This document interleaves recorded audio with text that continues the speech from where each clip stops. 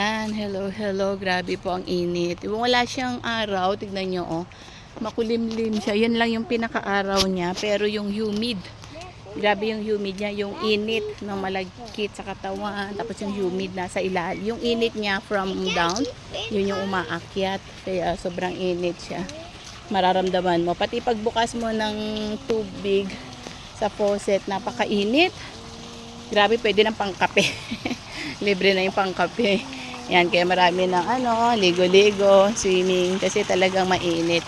It's August na po, no? August 2, ang bilis, and then Berber na naman. So, nawa nasa mabuti kayong kalagayan. At continue lang po na tayo manalangin at magpasalamat lagi sa ating Panginoong Jesus. So, yan po yung pinaka-importante na tayo nanalangin, tayo nagpapasalamat, at syempre, naman yung mga gawain natin o gagawin pa natin, i-dedicate natin yan sa ating Panginoon dahil siya lamang po ang nakakaalam. So, yun ang ating pinaka the best. At sabi nga, kung ano man po yung mga ginagawa nyo or medyo may problema man or dumadating sa pagsubok, sa mga trials, manalangin lang man po dahil alam naman ng Panginoon yung mga pagsubok na yan.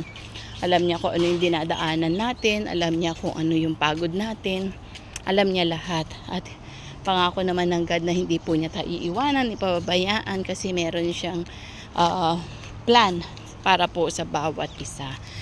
So manalangin at tiwala lamang po tayo sa ating Panginoon.